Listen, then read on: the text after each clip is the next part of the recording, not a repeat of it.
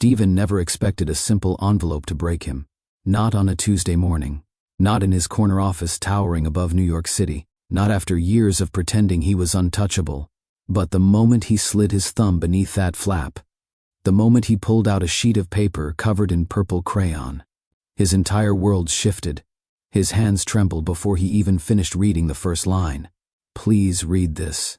He blinked hard, staring at the crooked lettering, the kind only a small child could make.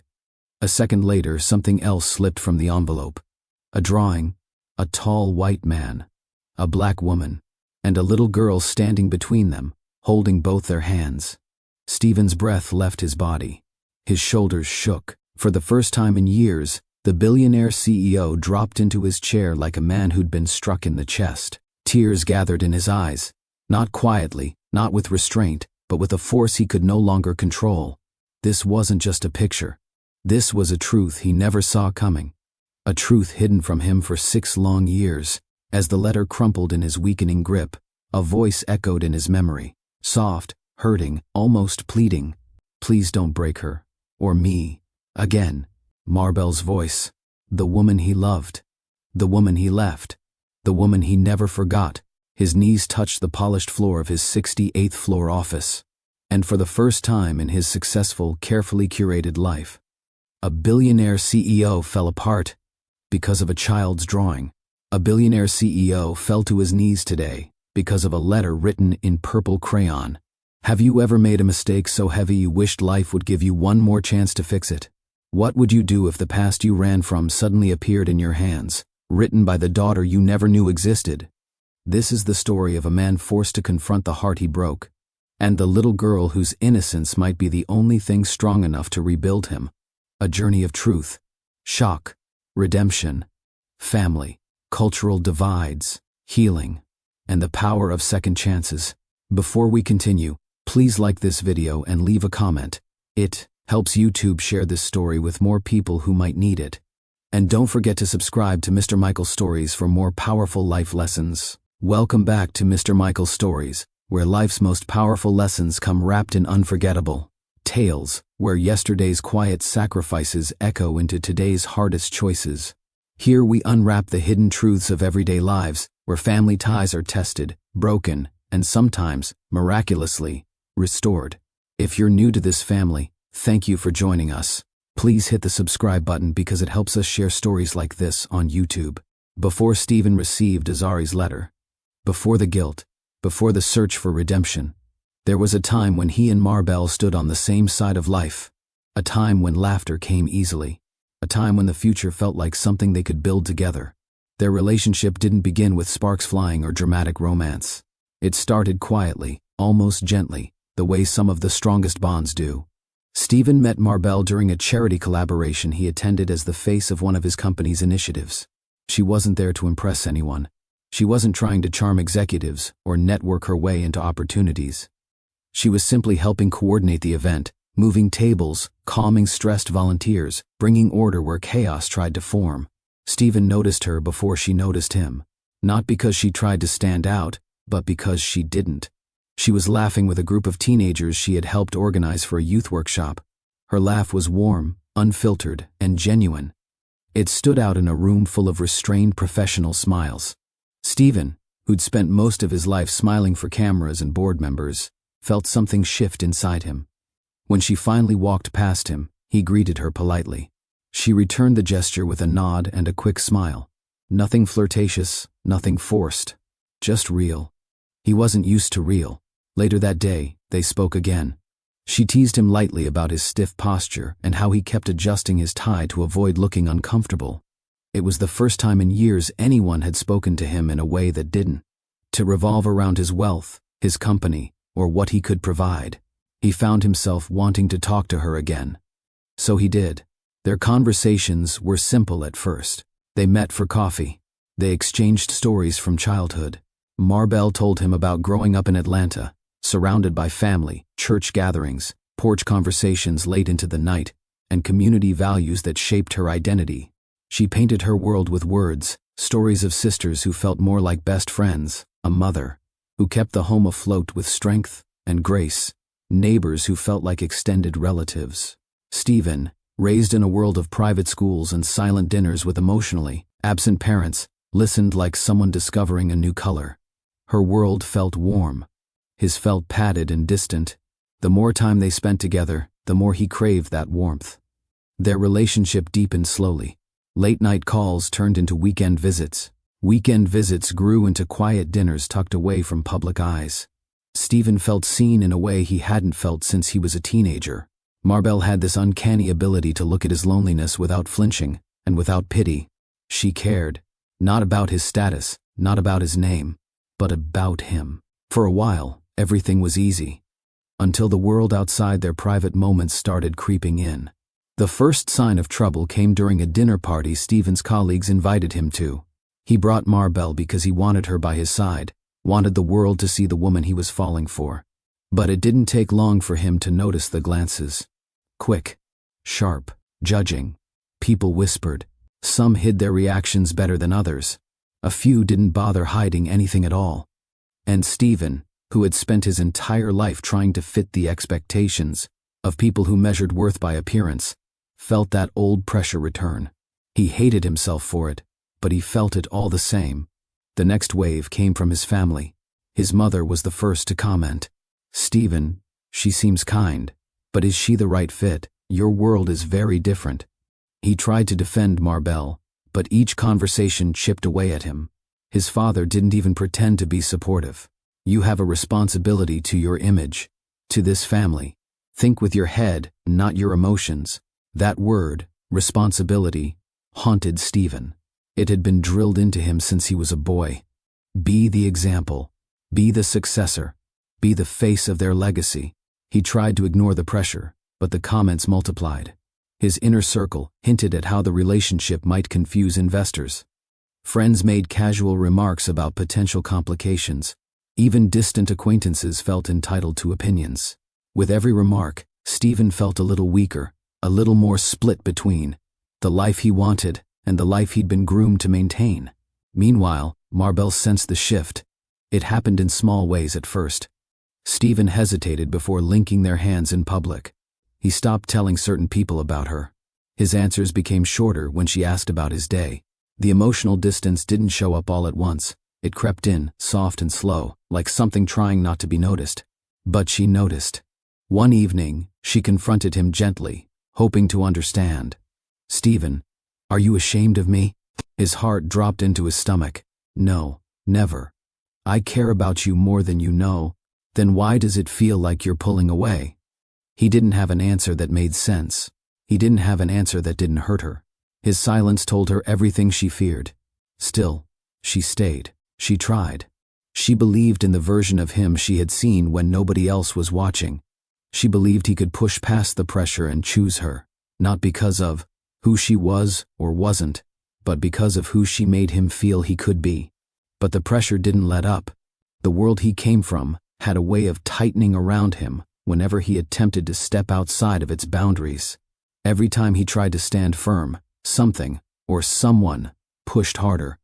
Eventually, the emotional crack became too wide. The night everything fell apart, they weren't fighting. There was no dramatic breakup. Just a quiet moment when the silence between them said what neither could. He told her he needed space. She asked him what that meant. He didn't know. Or maybe he did, but didn't want to say it. He left her apartment that night feeling like he had failed a test he didn't know how to study for. Marbell stood in the doorway, watching him go, holding on to a love she knew she couldn't carry alone. Stephen didn't call the next day, or the day after. That was how their heartbreak began. Not with shouting, not with betrayal, but with a man folding under a lifetime of expectations, and a woman realizing she couldn't be the only one fighting.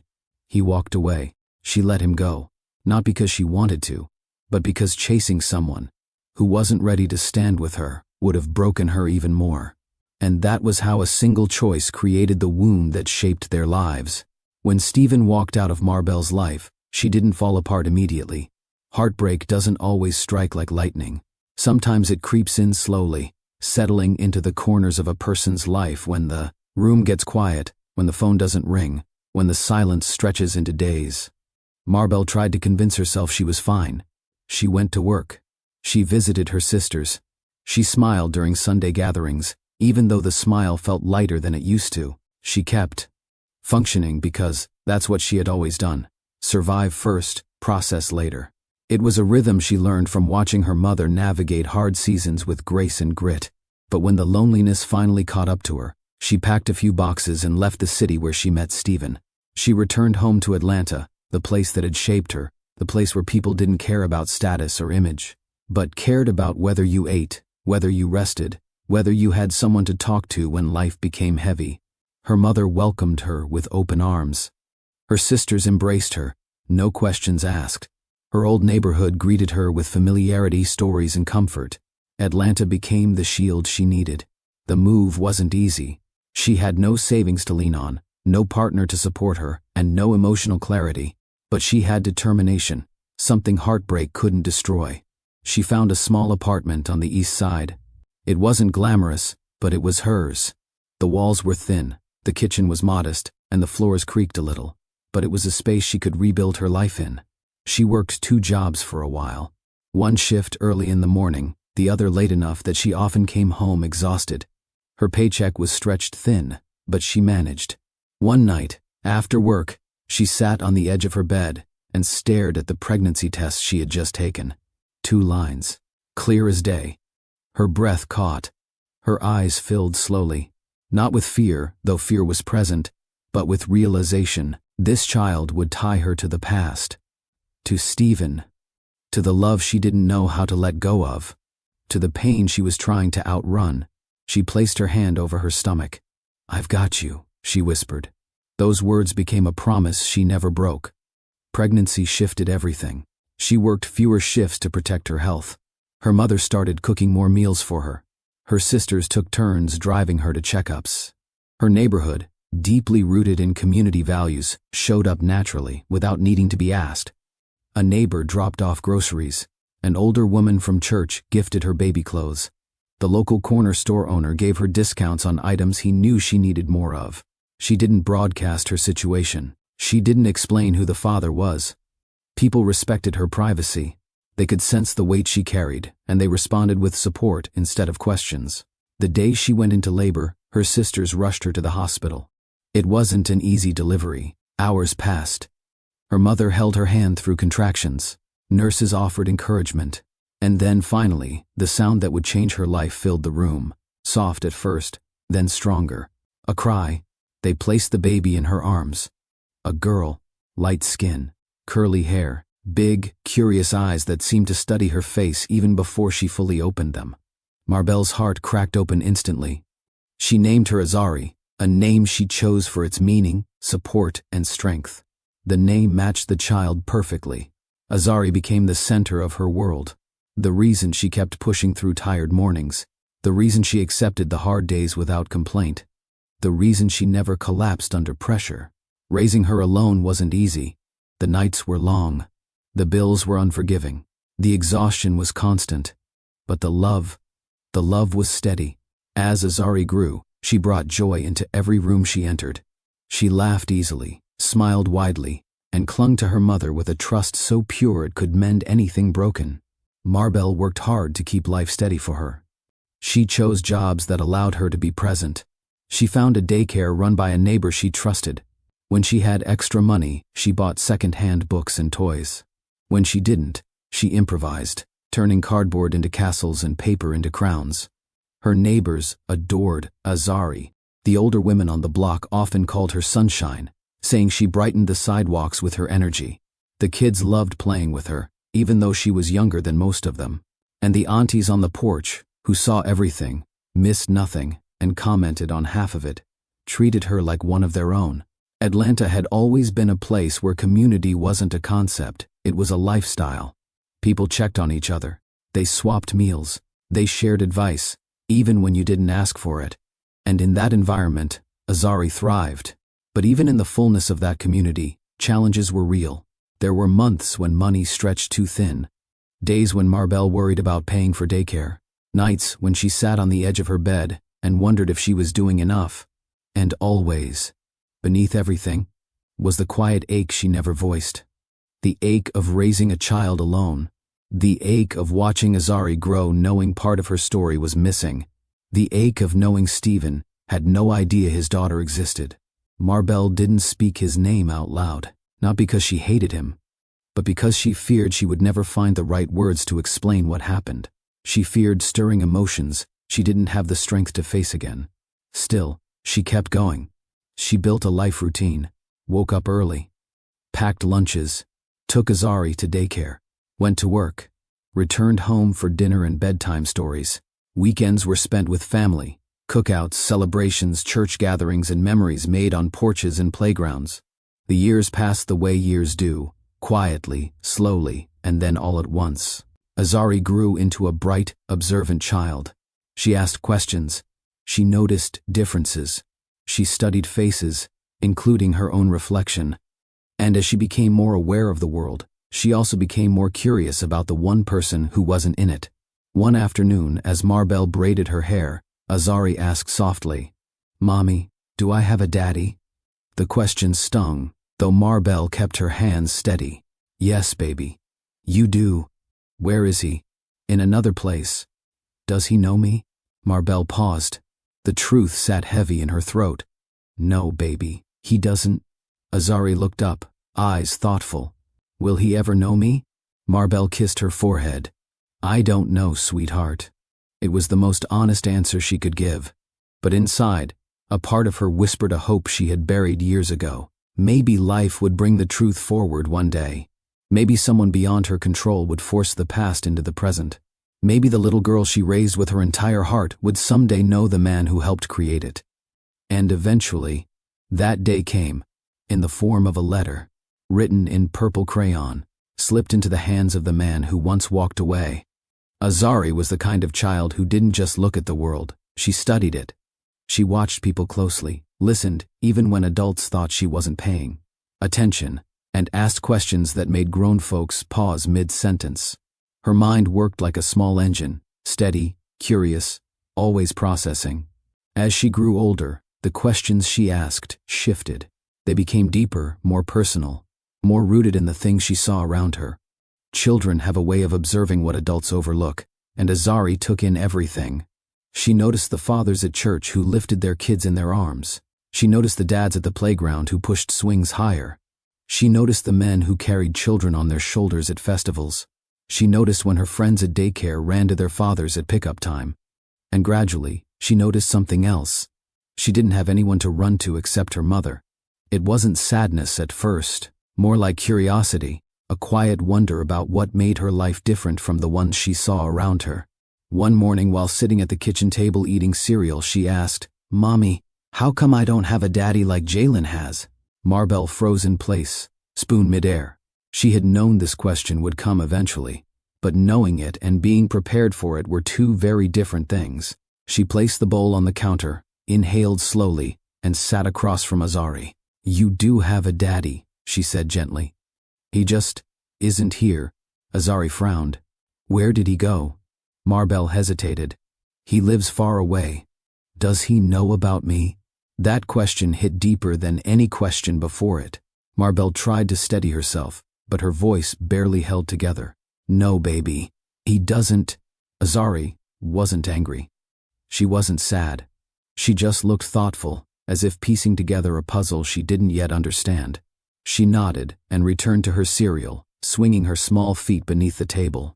But from that morning onward, the question stayed with her. It hovered quietly, resting somewhere between her curiosity and her heart. As the weeks went by, she asked again in different ways. "Did my daddy ever see me as a baby? Does my daddy like drawing too? Did you meet my daddy at school? Does he have hair like mine or hair like yours?" Every answer Marbell gave was honest but simple. She refused to lie. She refused to build pretend stories about a man who had no idea his daughter existed. Still, the more questions Azari asked, the more her curiosity grew. By the time Azari turned 6, the questions changed again. They weren't just about who her father was, but about why things were the way they were. "Mommy, why do some kids have 2 people to tuck them in? Mommy, why do I always put your name on my school forms and not another name too? Mommy, if my daddy doesn't know me, is that my fault?" That last question broke something inside Marbell. She set aside the laundry she was folding, knelt to Azari's height, and placed her hands gently on her daughter's cheeks. "No. Listen to me, baby," she whispered. "You have done nothing wrong, nothing. You are perfect, you are loved, you are wanted. Your daddy not being here has nothing to do with you." Azari studied her mother's face, the softness in her eyes, the firmness in her voice, then nodded slowly. But children often process the world differently than adults. Where adults see pain, children see problems waiting for solutions. Where adults see complications, children see opportunities. And where adults silence themselves, children find ways to speak. It started on a Sunday afternoon after a family cookout. Her cousins were talking about the gifts their fathers bought them, the games they played, the little moments only dads and kids share. Azari didn't feel jealous. She felt curious. She spent the entire ride home staring out the window, thinking hard. Something was brewing inside her, not sadness but purpose, a small determination she didn't have words for yet. That night, after dinner, she walked to the kitchen drawer where Marbell kept paper and crayons. She pulled out a sheet and placed it flat on the table. Then she selected her favorite crayons, purple, pink, and blue. She sat with her legs swinging beneath the chair, brows furrowed in concentration. Marbell walked past and paused. "What are you working on, baby?" "A letter. For school?" "No. For my daddy." Time stopped. Marbell's heart skipped a beat. She opened her mouth, but no words came out. She didn't want to discourage Azari, didn't want to crush the spark of innocence that guided her. At the same time, fear tightened her chest. Fear of what this letter might stir. Fear of reopening a wound she spent years trying to heal. But she said nothing. She simply watched. Azari pressed her crayon to the paper and wrote slowly. Her handwriting was not neat, but it was full of effort, each letter formed with intention. "Please, read this." She paused, looked up at Marbell, then continued writing. When she finished the first line, she began to draw. Her illustrations were simple but powerful, in a way only a child's drawings can be. A tall white man with a tie, a black woman with curly hair, a little girl in between them holding their hands. She colored the sky blue, the grass green, their clothes in bright colors.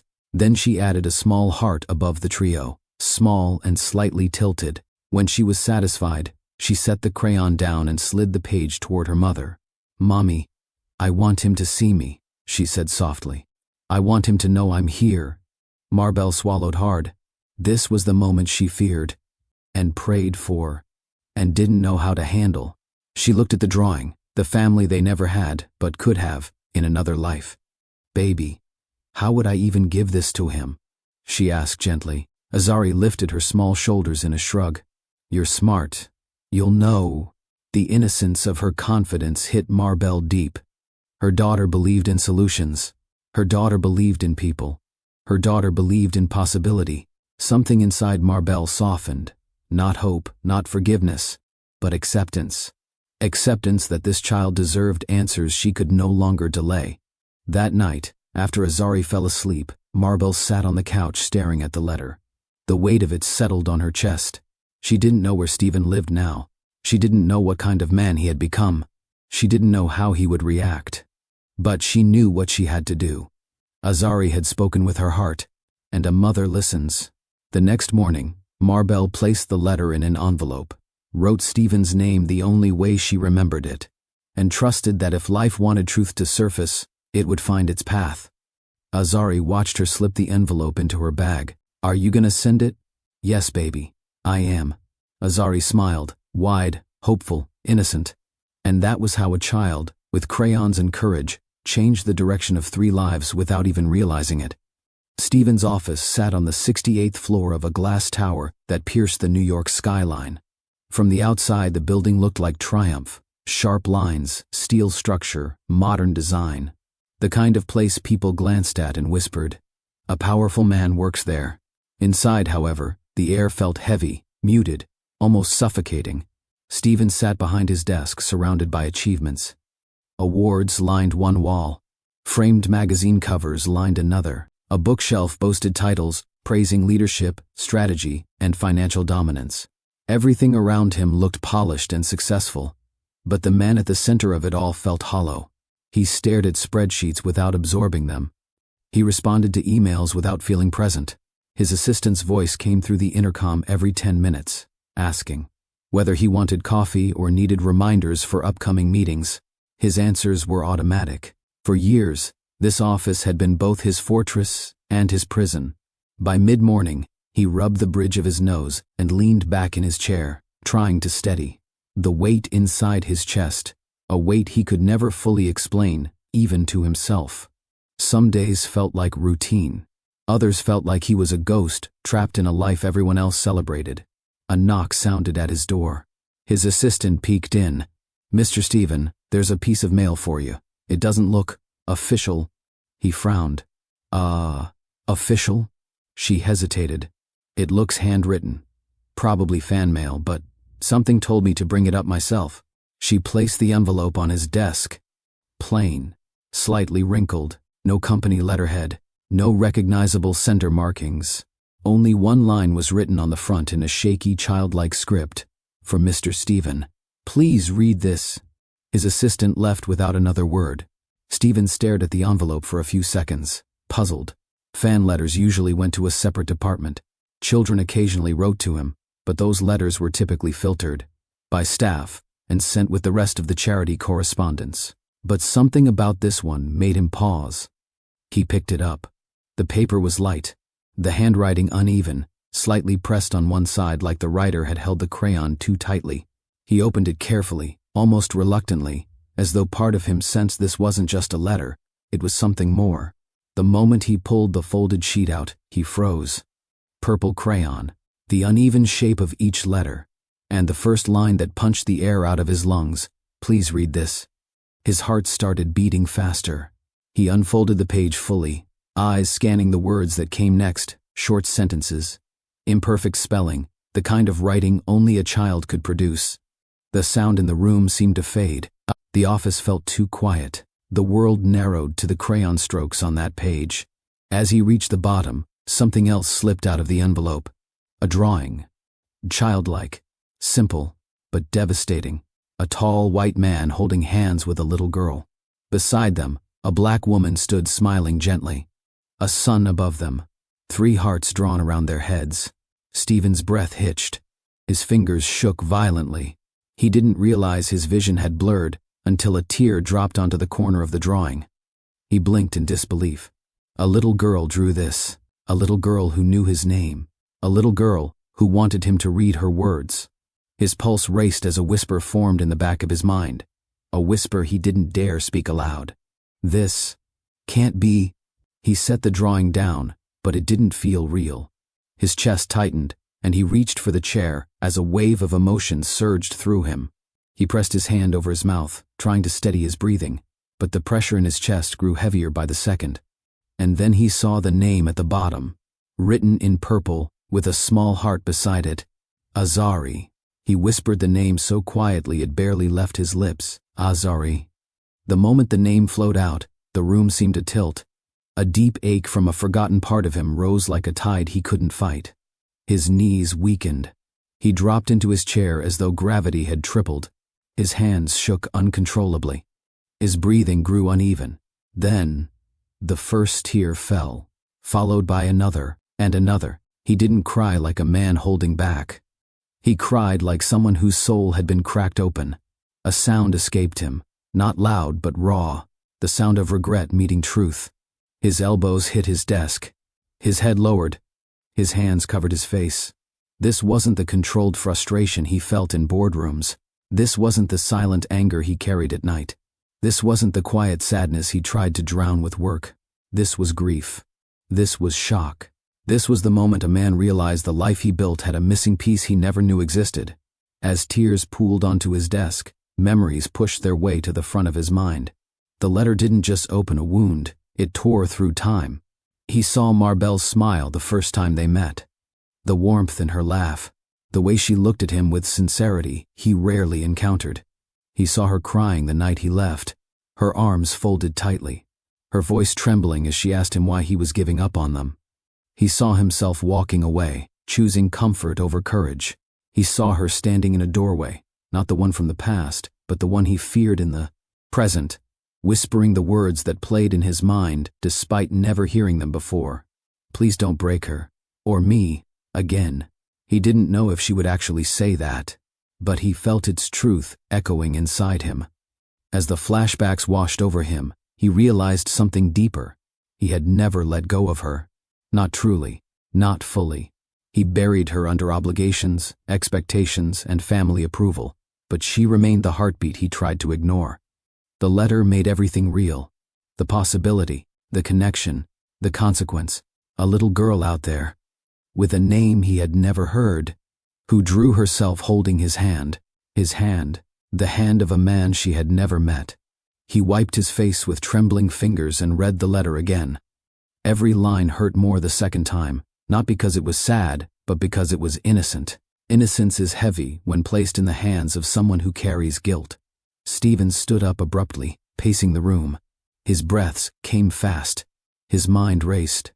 He didn't know whether to sit, stand, scream, or pray. His assistant knocked on the door.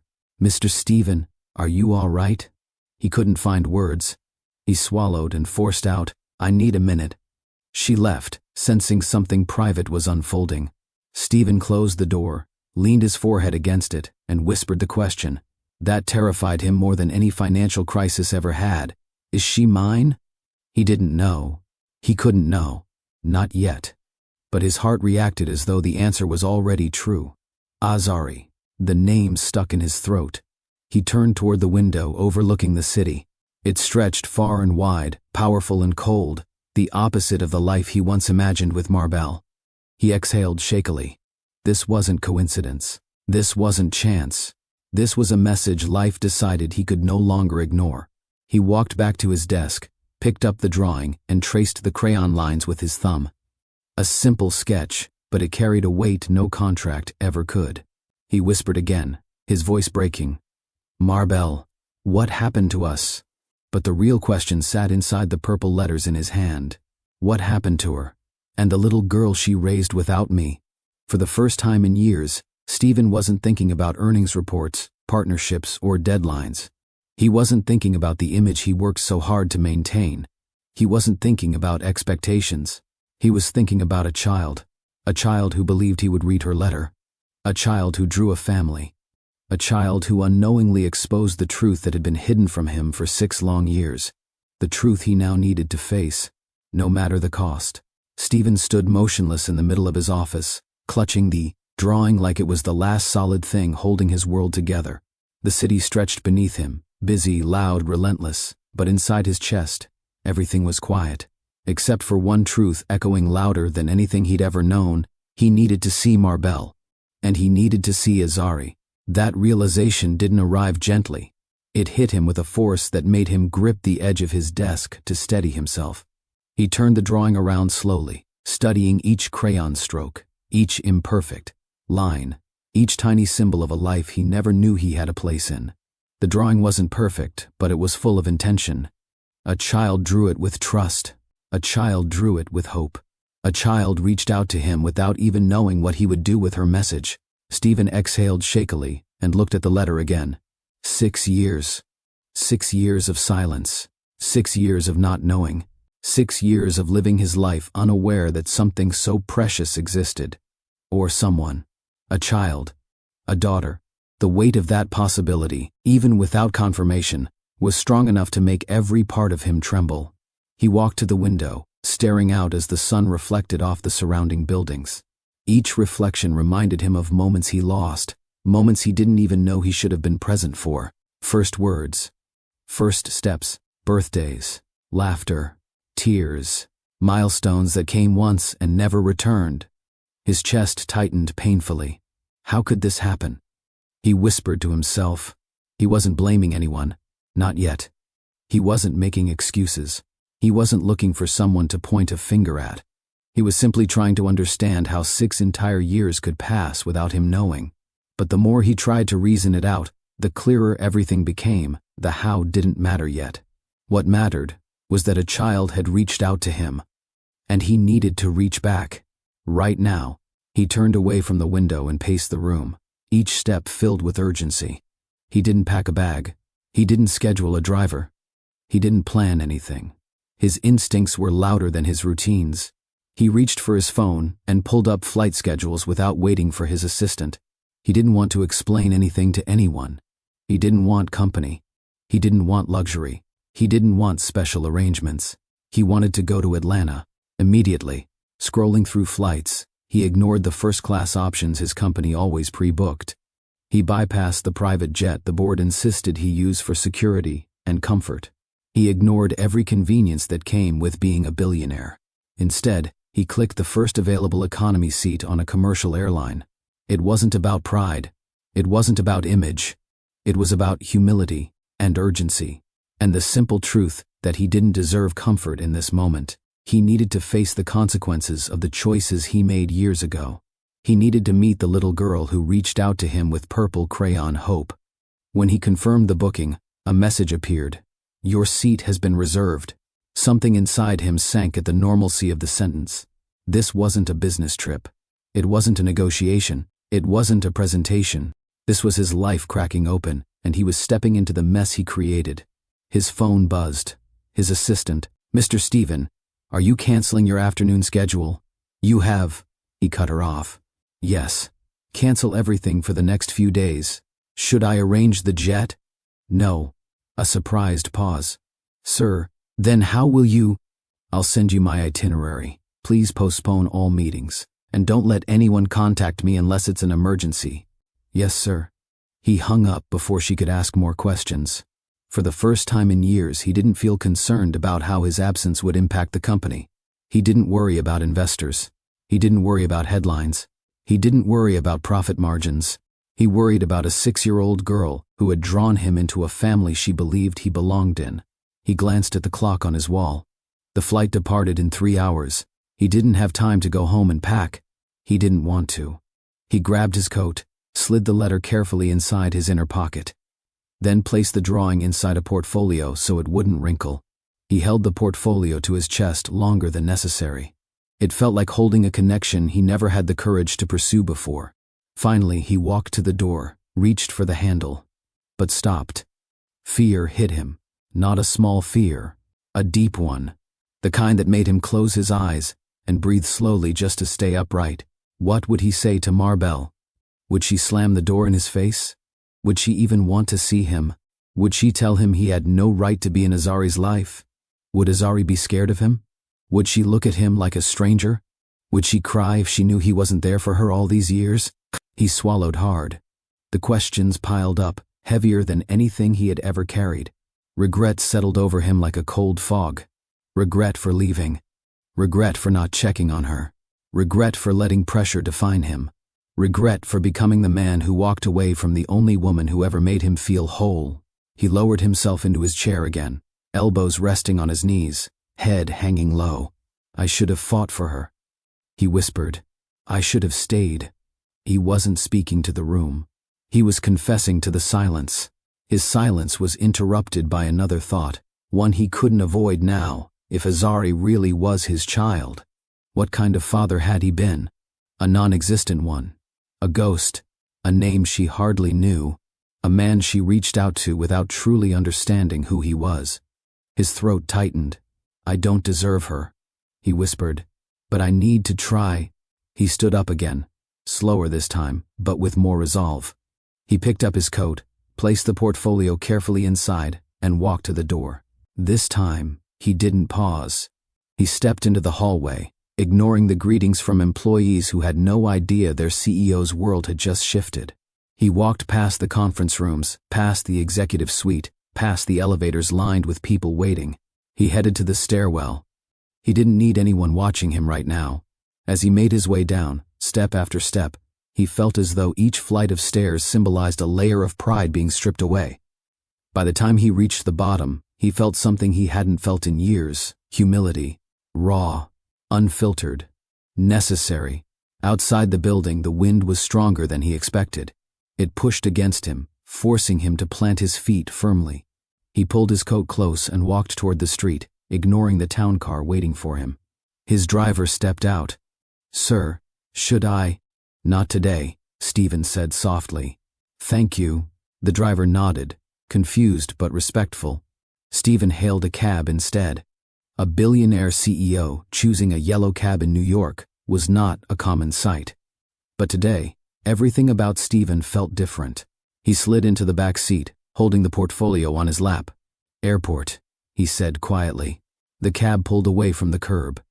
As buildings rushed by, he stared at the drawing again, tracing the little girl's outline with his thumb. He whispered the name written in purple crayon, Azari. He didn't know what awaited him in Atlanta. Anger? Forgiveness? Closed doors? Open ones? A little girl running toward him? A little girl hiding behind her mother? He didn't know.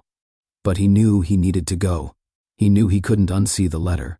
He couldn't unfeel the pull toward the child who reached out to him. He couldn't return to his routine like nothing happened. This wasn't a business move. This wasn't strategy. This wasn't productivity. This was responsibility. This was accountability. This was the first step toward becoming a man he could live with. As the cab approached the airport, he whispered one last sentence, a silent vow spoken only to himself. "I'm going to find you, both of you, and make this right." And for the first time in 6 years, Stephen felt purpose instead of emptiness. A purpose drawn in purple crayon. The plane touched down in Atlanta just past noon, and Stephen felt a weight settle in his chest the moment the wheels hit the runway. New York had always felt cold, structured, and sharp.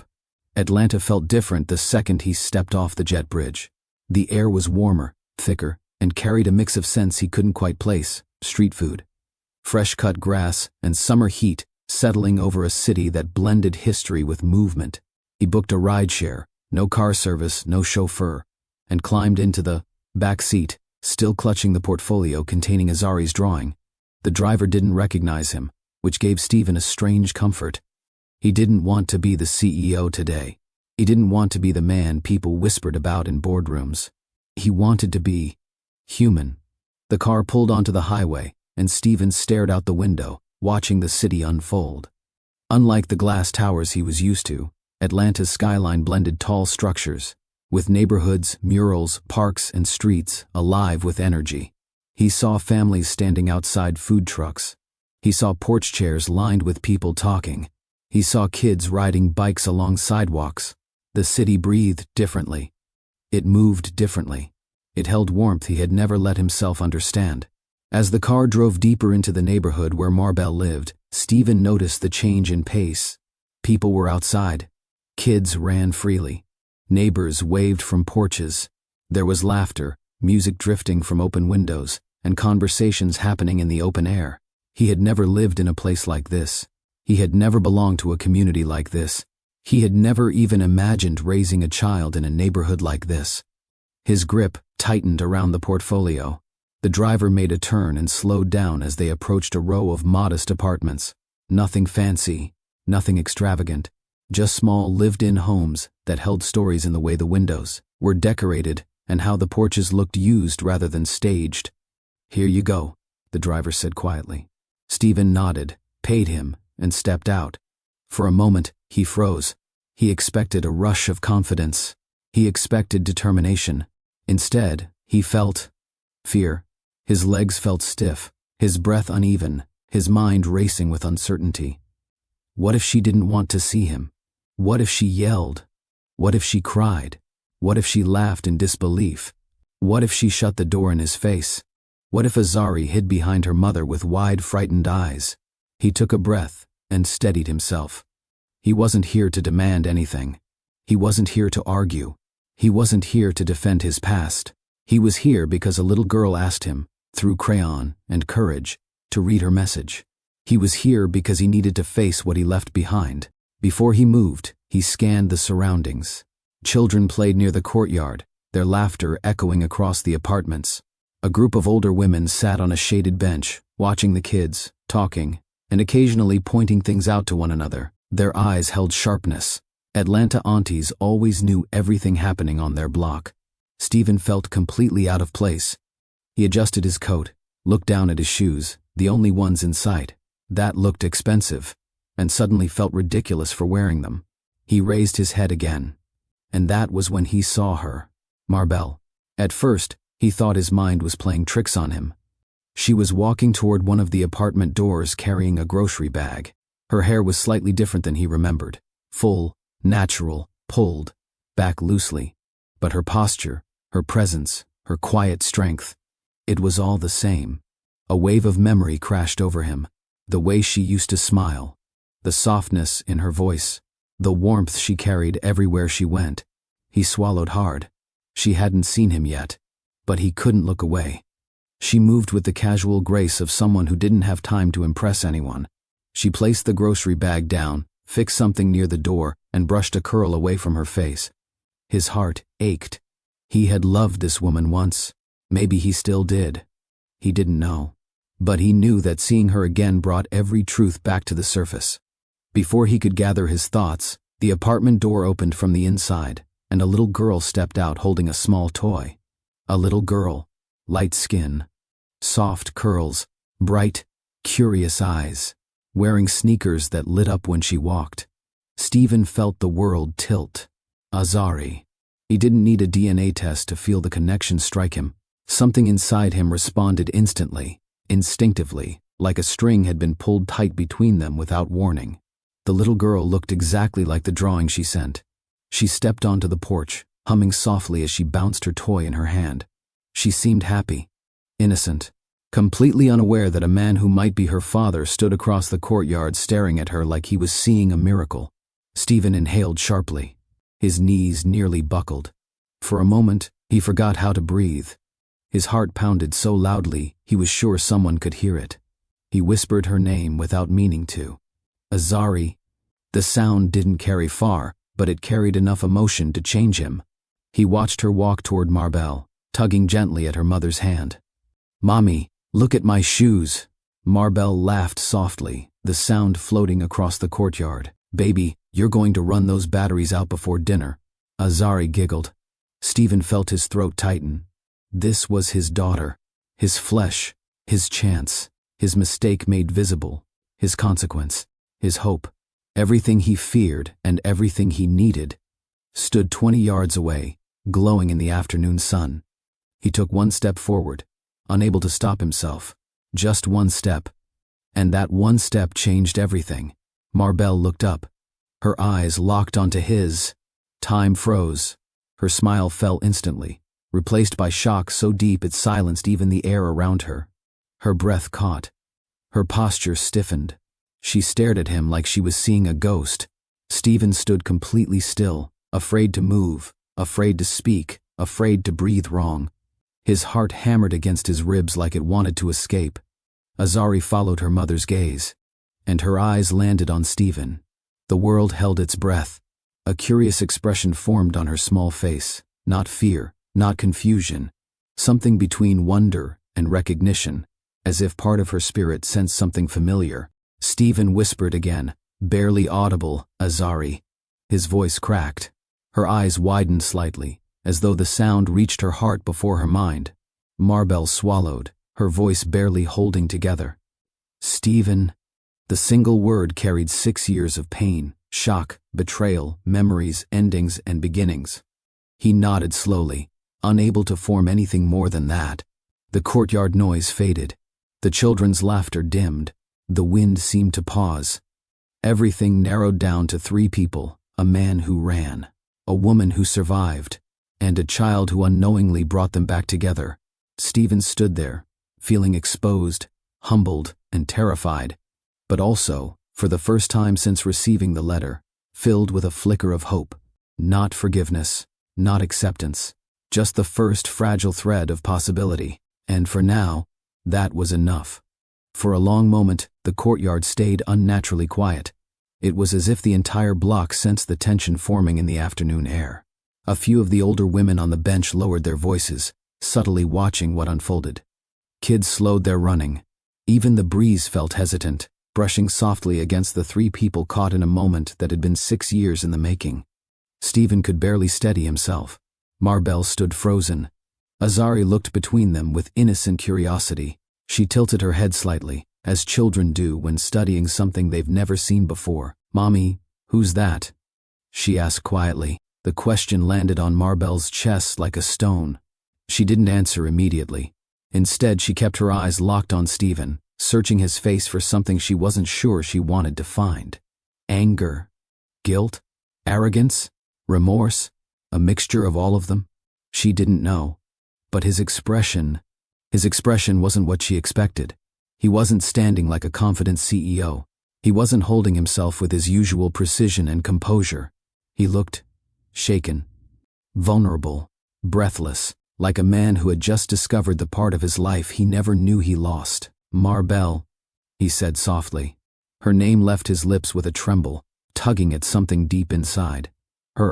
Something she had buried on purpose, sealed away with pain and time. She stiffened.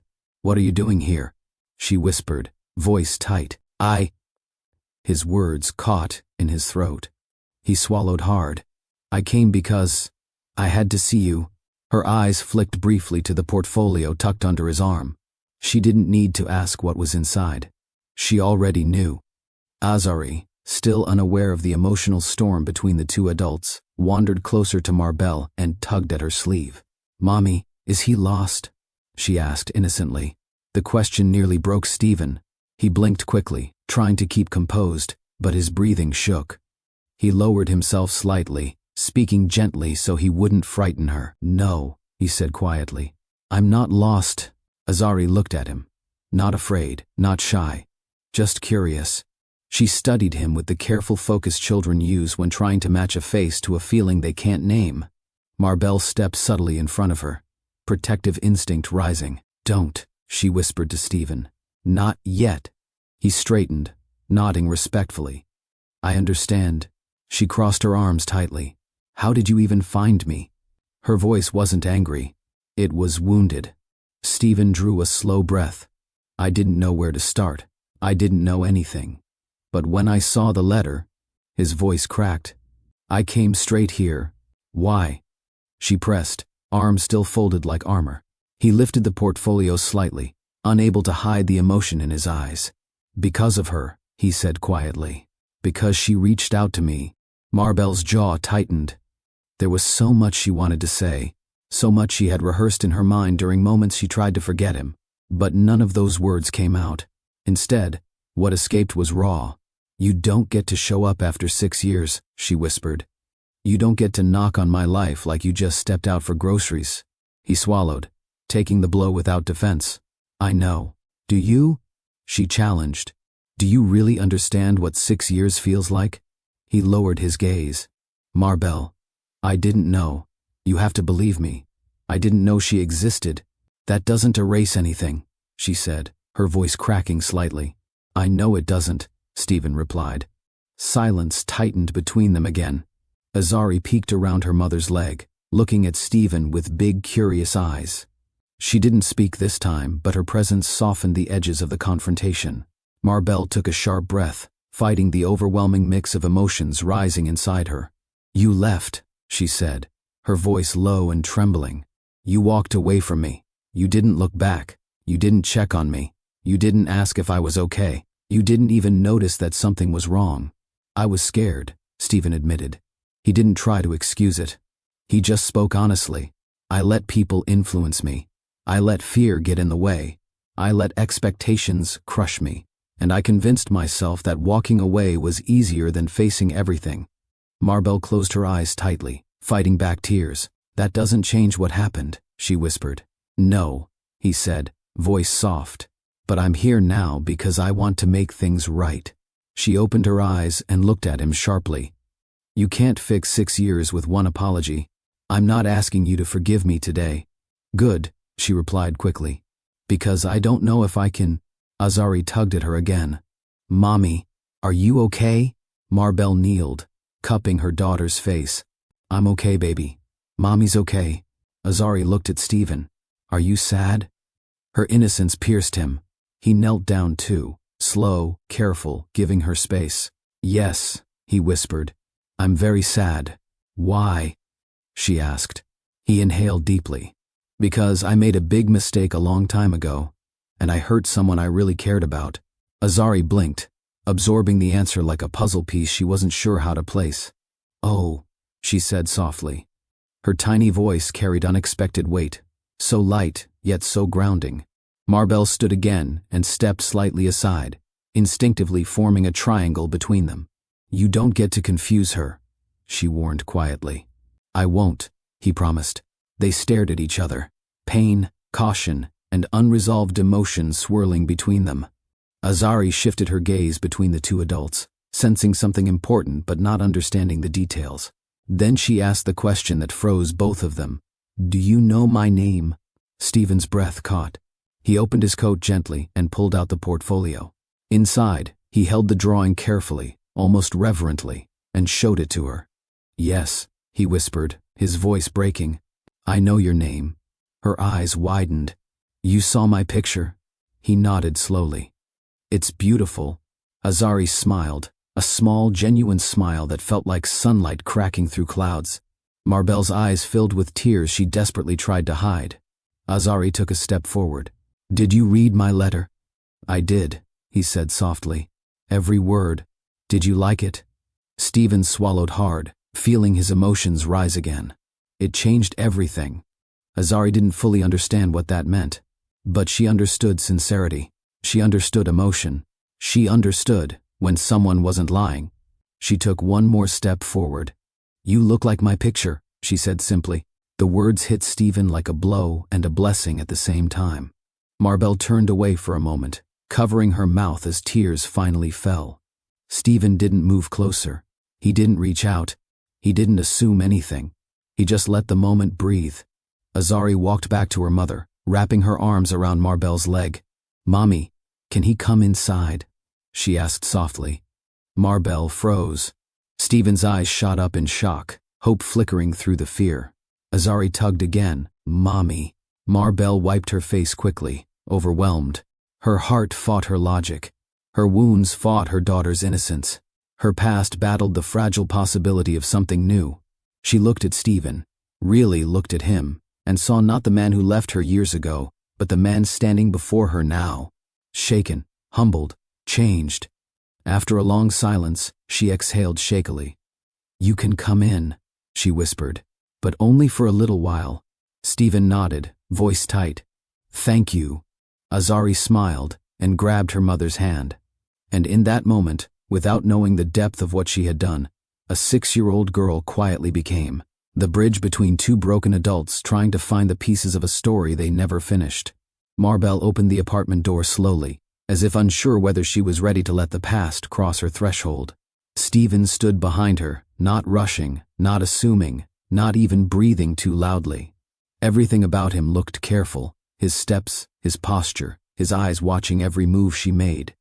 Azari darted inside ahead of them, her tiny sneakers lighting up as she skipped across the carpet. "Mommy, can I show him my room?"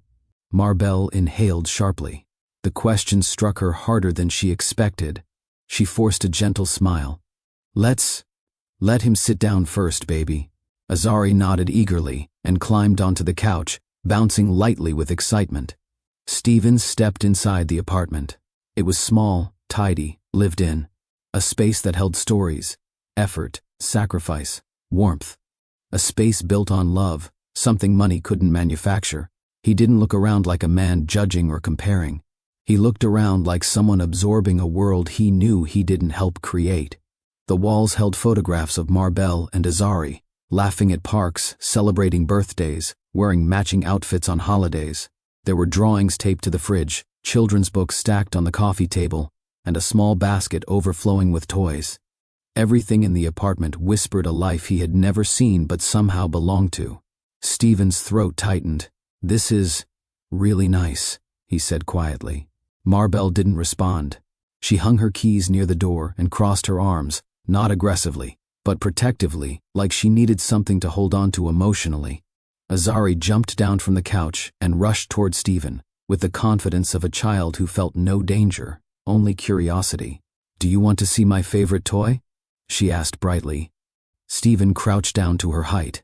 "I would love to." Azari hurried to a small basket and grabbed a stuffed unicorn with faded spots and one slightly crooked button eye. She held it proudly like it was a prized treasure. "This is Sparkles. I've had her since I was a baby." Stephen smiled softly. "She's beautiful." Azari's grin stretched ear to ear. "She sleeps with me every night. A quiet laugh escaped Stephen. Warm, genuine, fragile. That sounds special. Marbell watched the exchange with a mixture of anxiety and awe. Seeing her daughter so comfortable around Stephen terrified her and warmed her at the same time. She didn't want to encourage attachment too fast, but she also didn't want to break the innocence of the moment. She spoke gently. Azari, give him a little space, okay? He's just visiting. Azari nodded, but her eyes stayed fixed on Stephen, fascinated. Stephen rose to his feet, hands brushing lightly against his knees. I appreciate you letting me in, he said softly to Marbell. She didn't meet his gaze. I didn't do it for you, she replied quietly. I did it so she wouldn't ask why I didn't. He accepted the words without flinching. He knew he had earned every wall she put up. They stood in silence, the air thick but not hostile, just complicated. Azari tugged at Stephen's sleeve again. Do you want to see my drawings? I made a new one yesterday. Before he could answer, she grabbed his hand, small fingers curling around his, and gently led him toward the coffee table. Stephen followed, dazed, overwhelmed by the simple affection she offered so freely. He knelt beside her as she spread several sheets of paper across the table. Crayon drawings of rainbows, cats, stick figure friends, and a few attempts at writing her name. She pointed at one drawing proudly. This is me and Mommy at the park. Stephen smiled despite the ache in his heart. It's wonderful. And this one is Mommy making pancakes. I like pancakes, he replied softly. Azari laughed. Mommy makes them better than anyone. Marbell shifted uncomfortably, torn between wanting to protect her child and wanting to let her be herself. Azari held up another page. This was supposed to be a puppy, but it looks like a potato. Stephen laughed again, a sound deeper this time, almost shocked at itself. A very cute potato. Azari beamed. And for a moment, everything felt natural, unforced, almost like a missing piece had fallen into place without anyone pushing it. But Marbell wasn't ready to relax. She stepped closer, arms still crossed. Stephen, she said lightly but firmly. This doesn't mean anything yet. He stood slowly, turning toward her, his expression sober again. I know, he replied. I don't expect anything good. Her voice cracked slightly. Because I can't let her get hurt. He swallowed hard. I would never want to hurt her. You hurt me, she whispered. The words hung in the air like a confession neither was ready to unpack. Azari, oblivious to the emotional tension, climbed onto the couch and hugged Sparkles tightly. Mommy? Can he stay for dinner? The question stopped both adults cold. Marbell blinked, stunned. Stephen's eyes widened in disbelief. Azari wasn't done.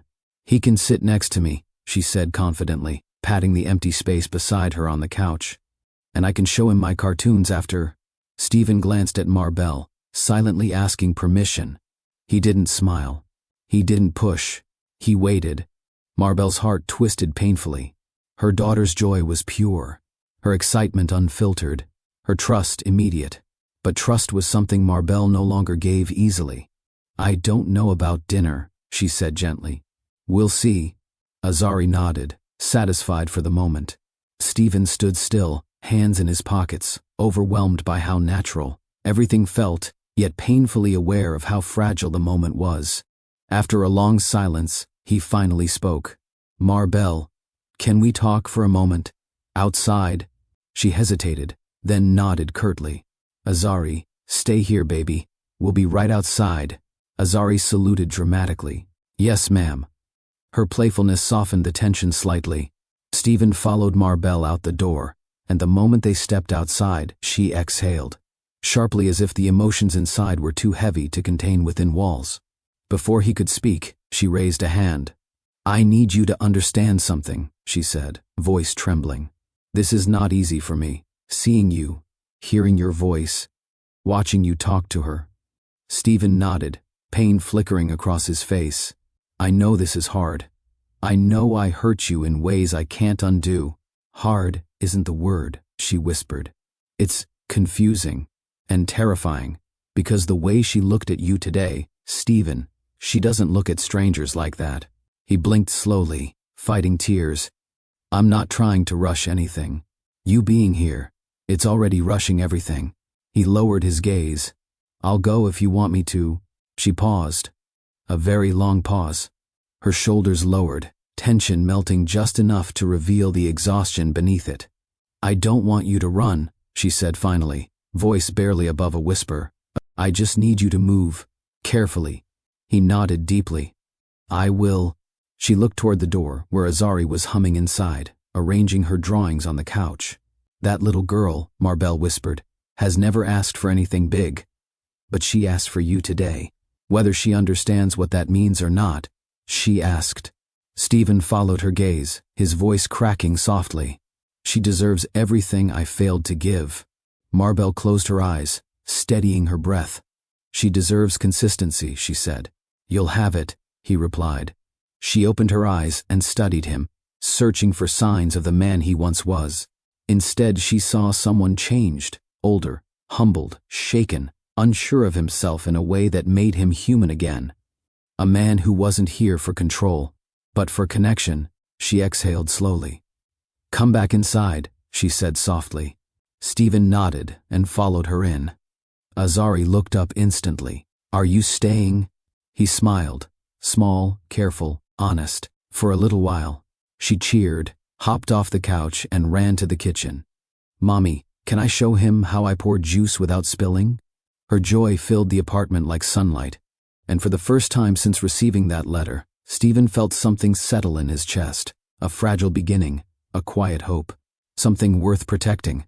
Family, forgiveness, and second chances are powerful themes. If this story has touched you so far, hit the like button and share your thoughts in the comments. It truly helps the channel grow. Stephen sat carefully at the far end of the couch, unsure of where to place his hands, his feet, his thoughts. Unsure of anything except the fact that he didn't want to break the fragile peace forming in the room. Everything inside the apartment felt soft in a way he wasn't used to. The warm lighting, the faint smell of cocoa butter in the air, the quiet hum of an old fan. It was nothing like his penthouse, where silence echoed and everything felt too polished to touch. Azari climbed onto the couch beside him, her legs swinging freely as she hugged her stuffed unicorn. The innocence in her movements softened something deep inside him. You can sit closer, she said shyly, scooting just a little toward him. Stephen smiled gently. I don't want to crowd you. You're not crowding me, she replied matter-of-factly. Her simple confidence nudged him a little closer. Marbell observed from the kitchen doorway, arms folded, not out of anger, but out of fear. Fear of getting comfortable. Fear of seeing something she wasn't ready to process. Fear of recognizing familiarity in the way her daughter connected with a man who wasn't supposed to be in their lives anymore. Stephen glanced at her, wanting to acknowledge her presence without pushing. Instead, he focused on Azari. Do you like cartoons? She asked, tilting her head. I do, he said. It wasn't exactly true. He hadn't watched anything lighthearted in years. But in that moment, everything she loved felt worth loving. I watched the animal ones, she continued. The funny ones where the cow talks like a human. Stephen chuckled softly. That sounds interesting. Azari giggled. Mommy says they're silly, but I like them. Marbell rolled her eyes playfully from the doorway. I never said silly. I said you watch them too loud. Azari shrugged dramatically. That's because they're funny. Her laughter filled the room again. Bright, unrestricted, warm. Stephen felt his chest tighten emotionally, but in a way that didn't hurt.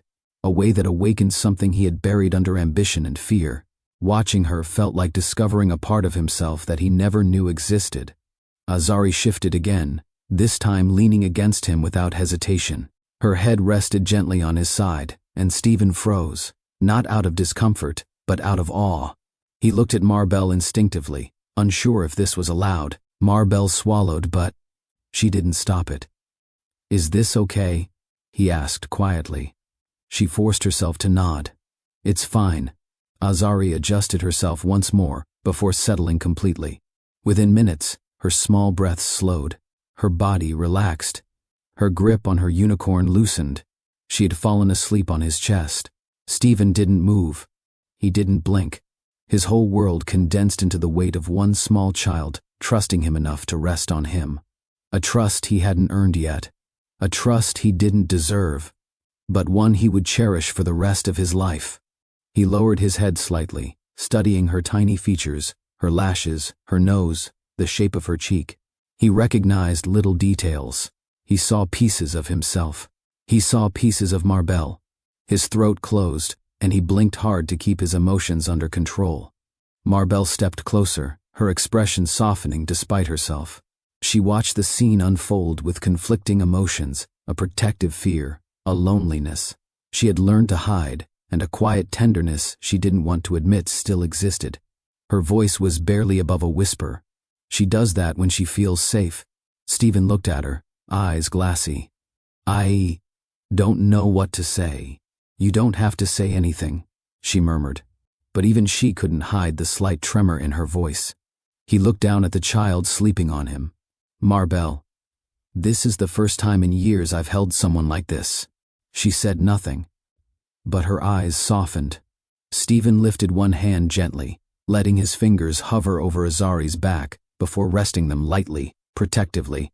His voice dropped to a quiet confession. She feels so small. She's 6, Marbell whispered. I missed all of it, he murmured. Marbell's jaw tightened. That wasn't on her. That wasn't on me. He nodded. I know. A long silence settled between them, heavy but honest. Minutes passed, but neither of them moved. Azari's tiny breaths created a rhythm that softened the room. Stephen finally spoke again, voice quiet.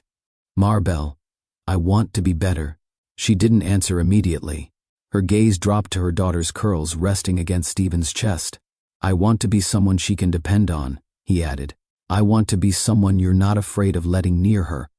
Her eyes stung, but she didn't let tears fall. That's a big thing to say, Stephen. I know, he replied. And I don't expect you to believe me yet. She exhaled slowly. I'm afraid, she admitted. Not because you're here now, but because of what happens if you disappear again. He pressed his lips together, his face tightening with the weight of her words. I won't, he whispered, not as a promise to impress her, but as the quiet truth of a man finally confronting his failures. Azari shifted slightly, but didn't wake. Her small hand rested lightly against Stephen's shirt, claiming a place in his life unintentionally. And that alone nearly broke him. Watching her sleep ignited something in Stephen that no boardroom victory had ever given him. A sense of purpose, a sense of belonging, a sense of responsibility deeper than anything he had ever experienced. He whispered to Marbell, I want to know her. Truly know her. She's everything to me, Marbell replied softly. She already means more to me than I can explain, he said, voice trembling. Marbell shook her head gently. You don't even know her yet. But I want to, he said. So much. His eyes stayed on Azari, and something changed in his expression. Less guilt, more determination. I want to step up, he whispered. I want to be here, not just today, but every day you'll allow me. Marbell felt her chest tighten with emotion. Nothing about this moment felt simple. Nothing felt resolved. Nothing felt sure. But something felt real. More real than anything she had expected from the man who once walked away. Azari breathed softly in her sleep. Stephen remained still, letting her rest peacefully. Marbell wiped the corner of her eye discreetly. She whispered, You should let her sleep on your chest for a little longer. She hasn't rested like that in a while. Stephen nodded gently. I'll stay as long as she wants. Marbell looked at him again. For the first time in years, she didn't see the man who left her. She saw the man who might be capable of healing what he broke. And that terrified her. But it also gave her a small, fragile sliver of hope. A sliver she wasn't ready to admit out loud. Azari slept soundly on Stephen's chest, her tiny breaths rising and falling softly against him. She looked peaceful, more peaceful than Stephen felt he deserved. But he stayed perfectly still, afraid even the slightest movement might wake her, or break the fragile trust forming between them. Marbell sat a few feet away, perched on a dining chair she pulled closer so she could watch the two of them. She tried to keep her emotions contained, but the sight was too heavy, too meaningful, too unexpected. For years she imagined what it would look like if he came back, and she imagined it wrong every time. She expected anger, distance, cold apologies, excuses. She never pictured this. A man silently holding his daughter like he'd been waiting his whole life to meet her. After several quiet minutes, Stephen looked up. "Can we talk?" he whispered. Marbell nodded slowly. "Yes, we need to." He shifted just enough so Azari was secure but not disturbed.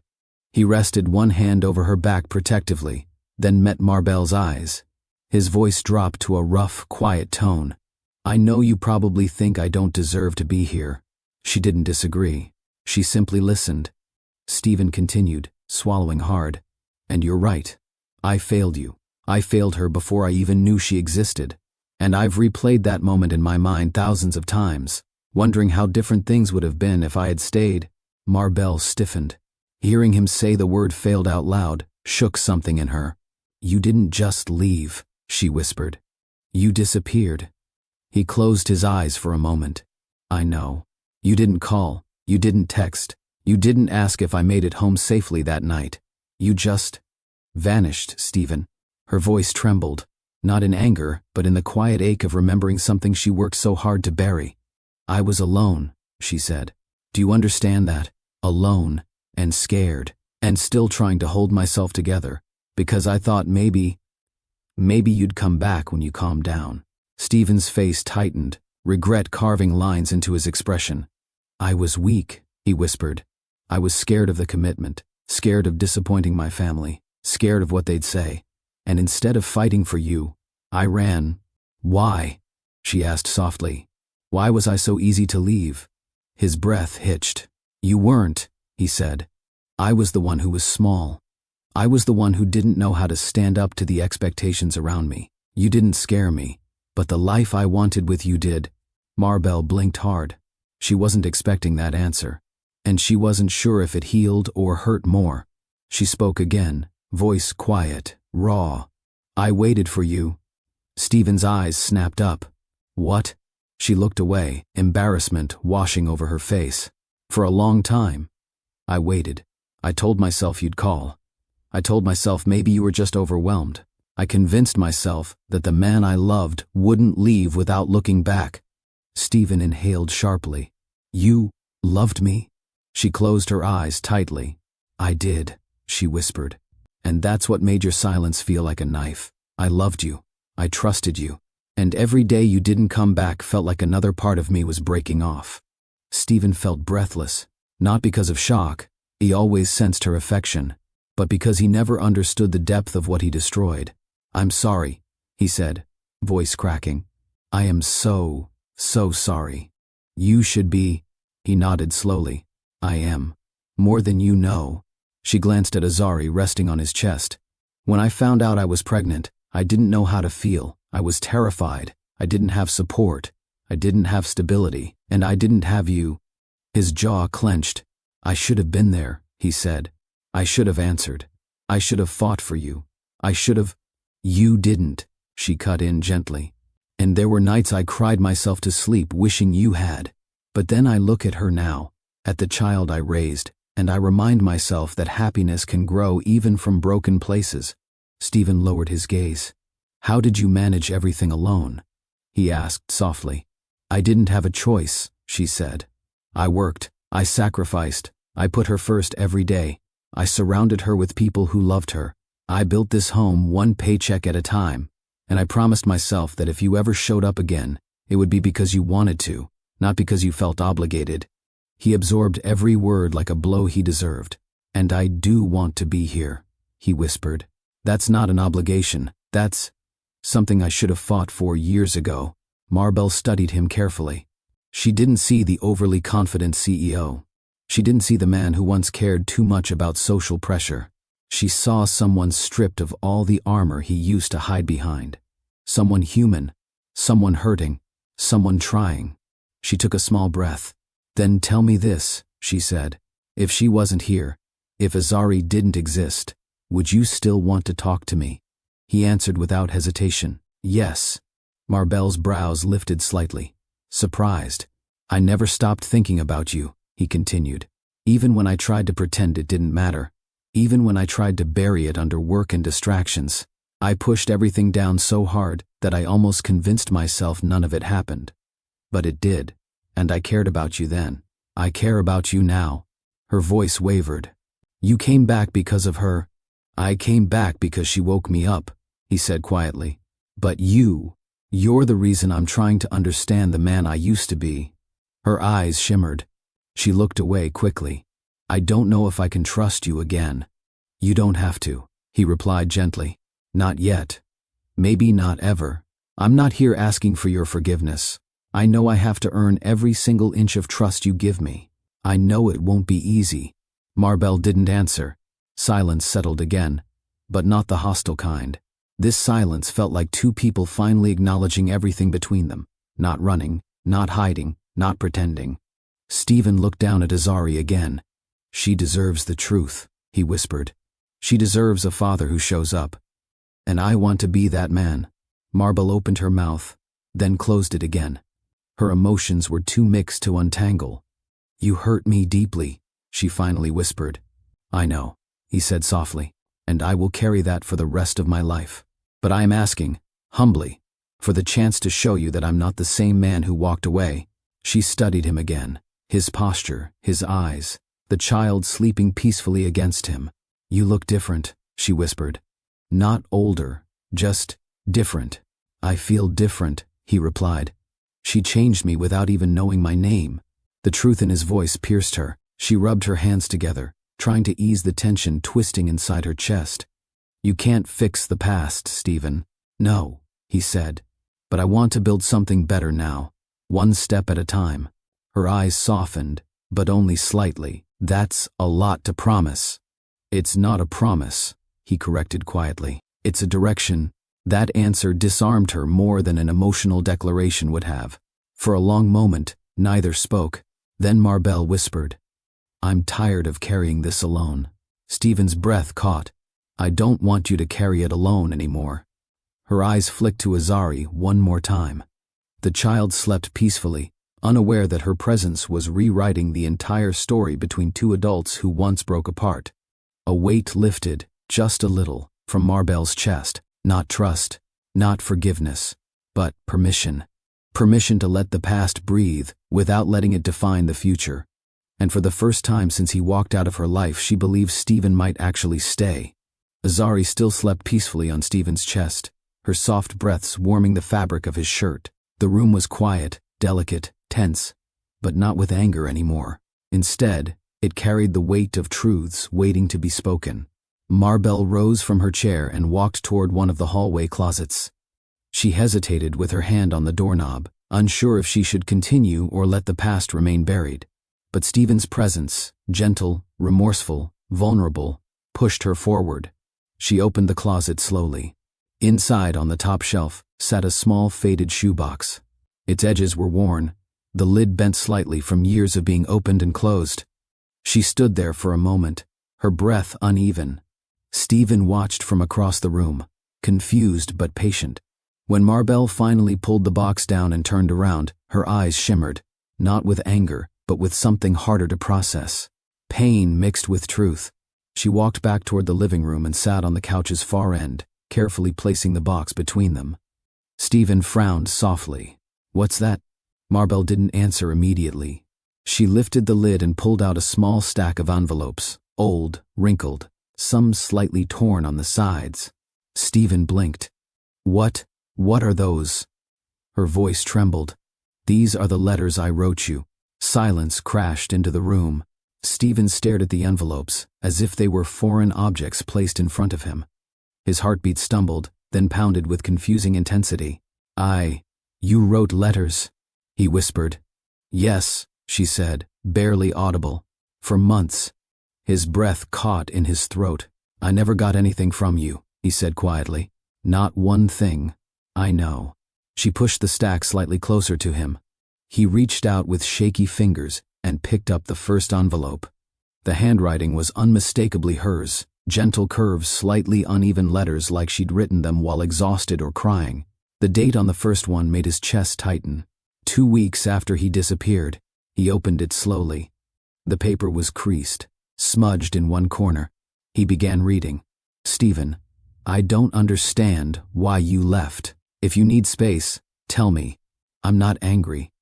Just scared. Please call me. Please say something. His breath collapsed into a whisper.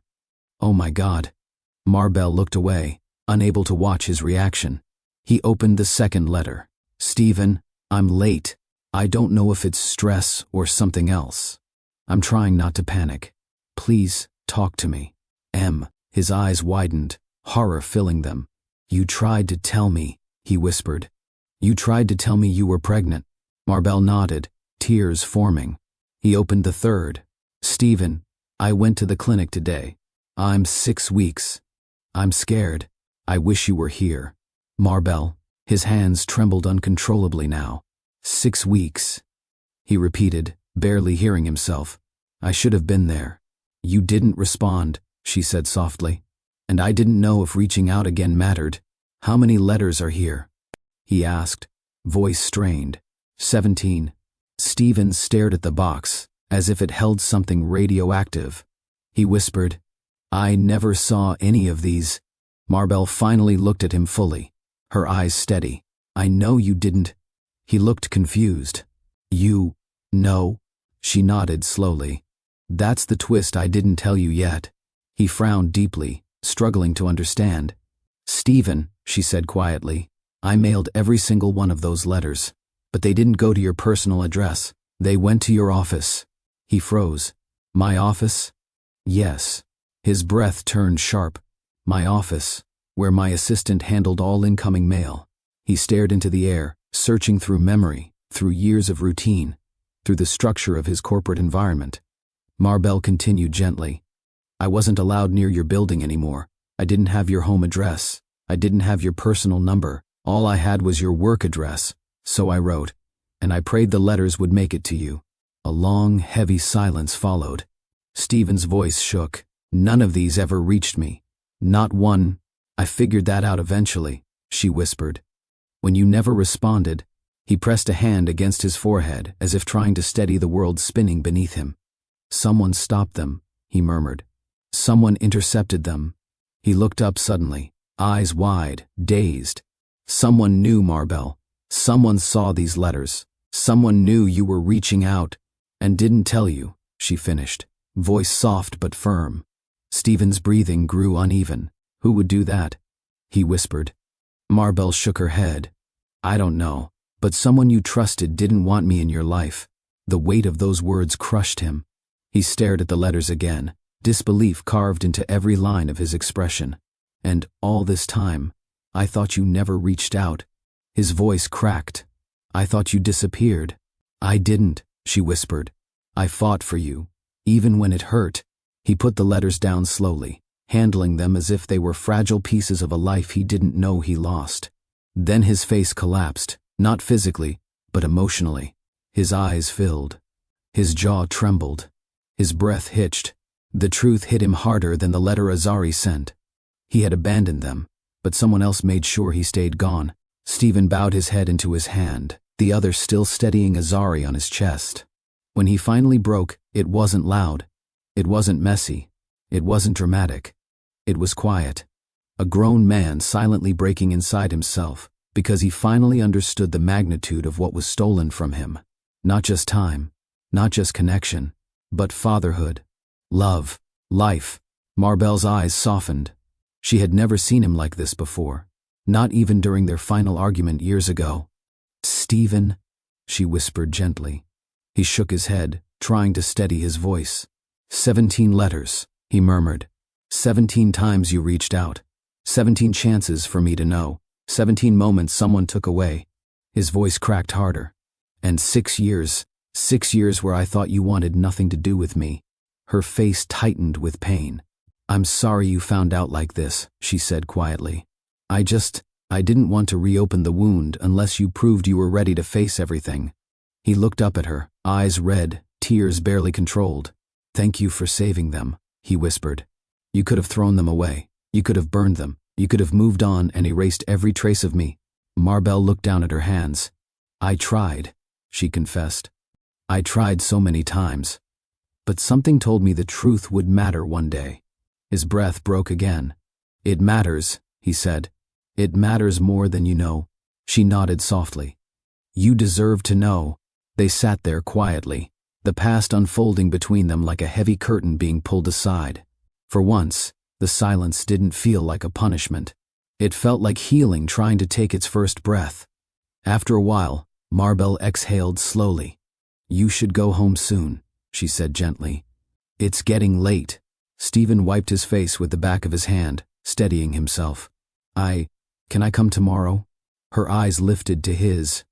A long pause stretched between them. She wasn't ready to trust him. She wasn't ready to forget. She wasn't ready to open her heart again, but she was ready to let her daughter know her father. And that mattered more than anything. "Yes," she whispered. "You can come back tomorrow." Stephen lowered his gaze, overwhelmed with gratitude. "Thank you," he said softly. "I won't waste the chance." Azari stirred on his chest, blinking sleepily. "Are you leaving?" she mumbled. Stephen brushed her curls gently. "I'll be back tomorrow," he said. She smiled drowsily. "Promise?" His heart squeezed. "I promise." For the first time in years, he made a promise he intended to keep. Stephen didn't sleep that night. He tried, laying on his expensive mattress in his high-rise penthouse.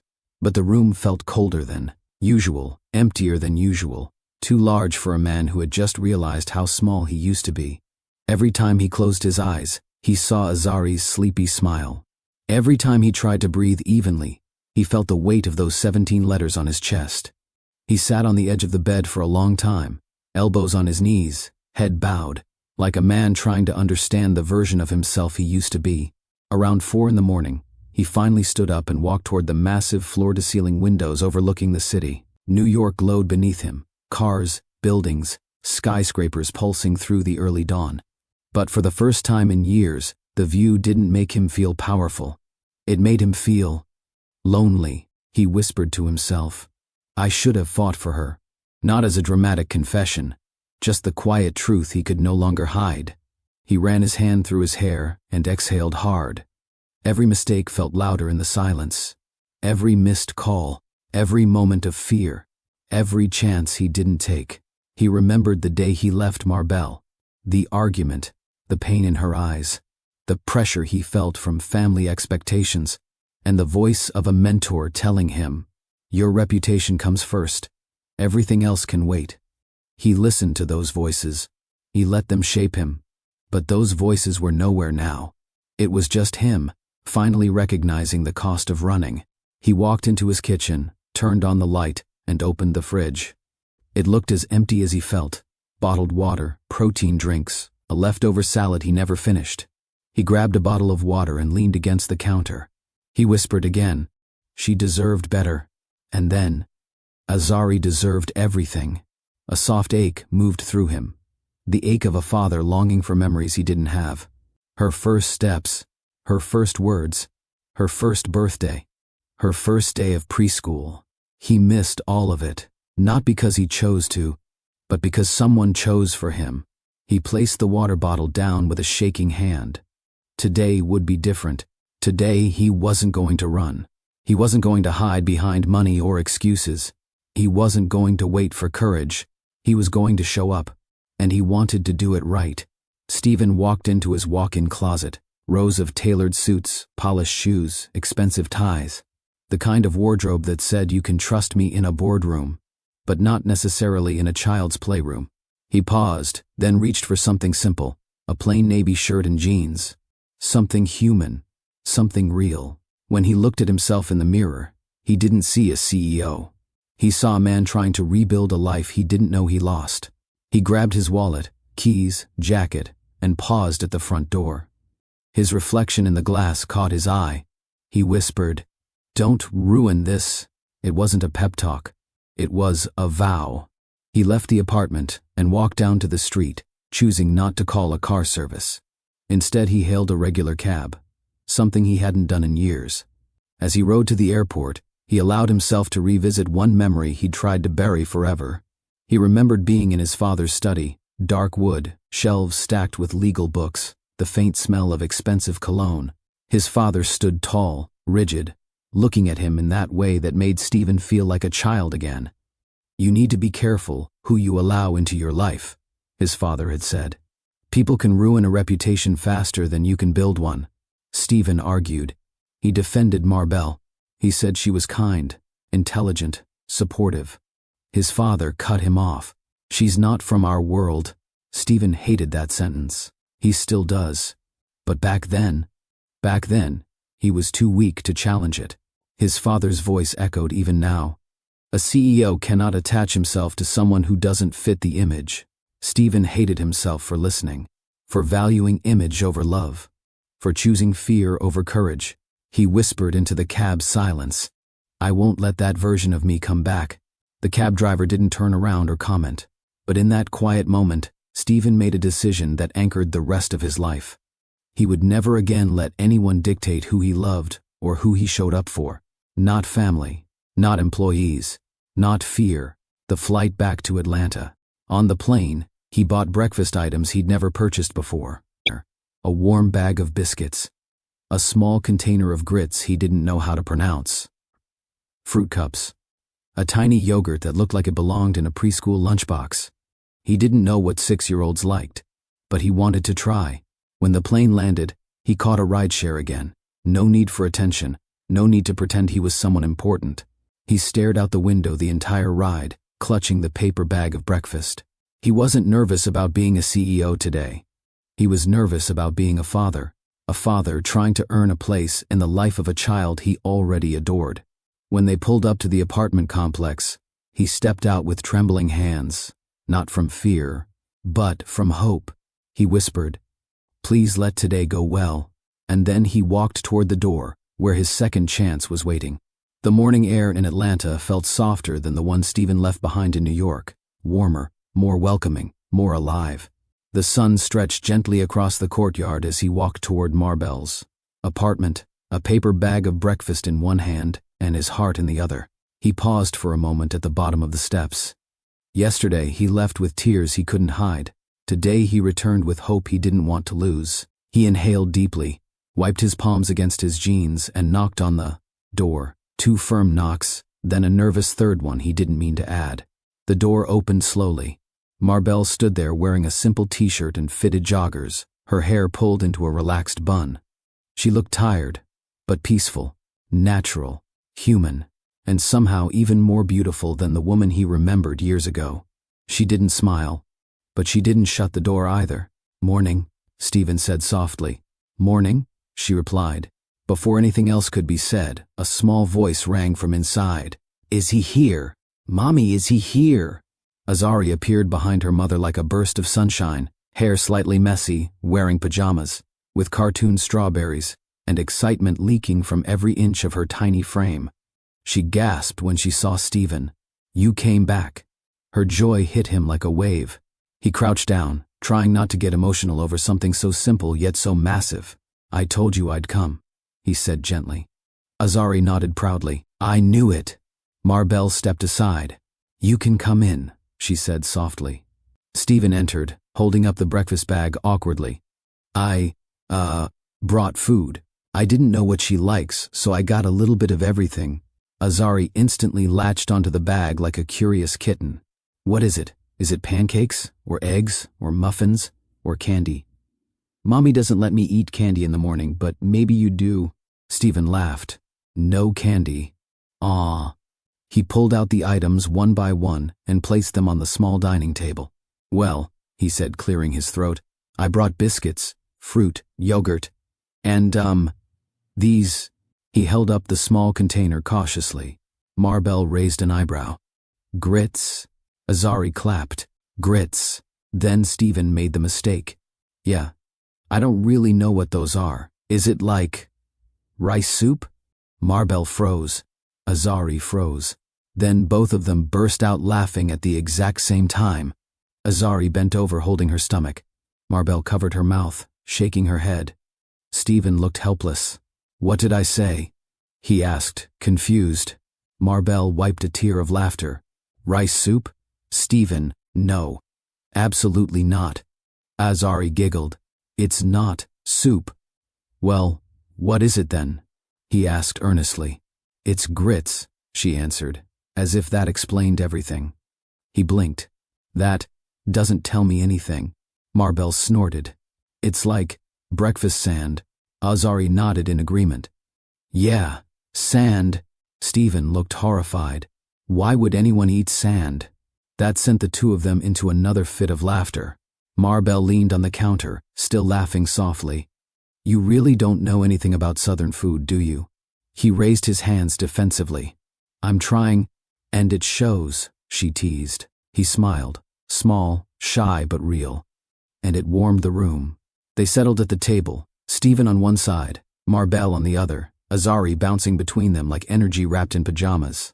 Azari opened the fruit cup with exaggerated seriousness. Mommy, look, he brought strawberries, my favorite. Stephen blinked. Is it? I didn't know. I just grabbed what looked colorful.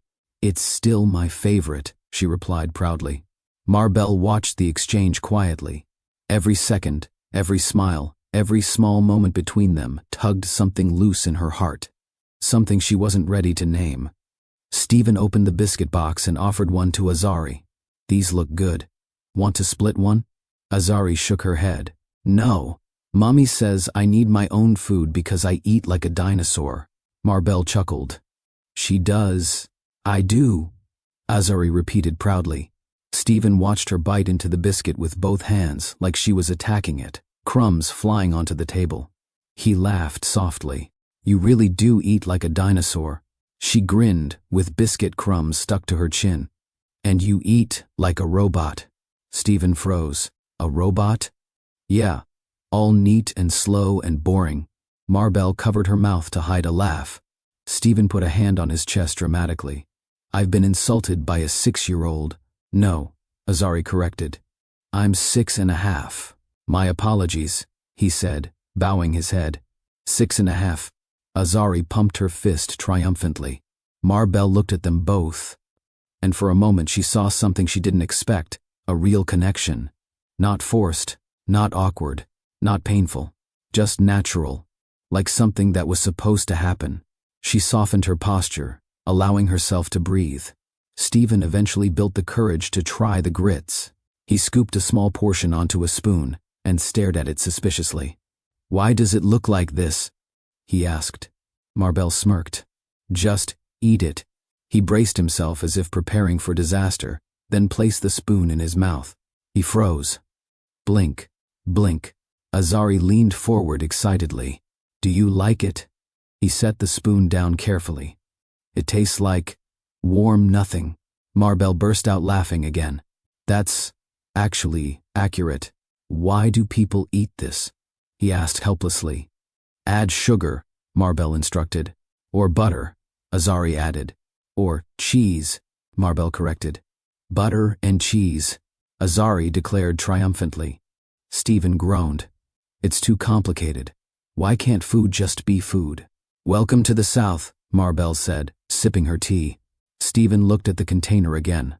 Well, I tried, and that's what matters, Marbell said gently. Those words hit him deeper than they should have. After breakfast, Azari dragged both adults to the living room. Sit, I want to show you something. Stephen sat on the couch. Marbell sat beside him, leaving a respectful few inches of space between them. Azari ran to her room and returned with a colorful folder. This is my artwork. She plopped it into Stephen's lap. He opened it carefully. Pages filled with stick figures, colors, shapes, hearts, stars. Some featured just her and her mom. Others showed her with a tall man she'd never met. Stephen stared at one particular drawing, a family of 3 holding hands. He blinked hard. You drew this? He asked softly. Yes, she said proudly. That one is for the future. Marbell looked away. Emotional. Stephen swallowed. It's beautiful, he whispered.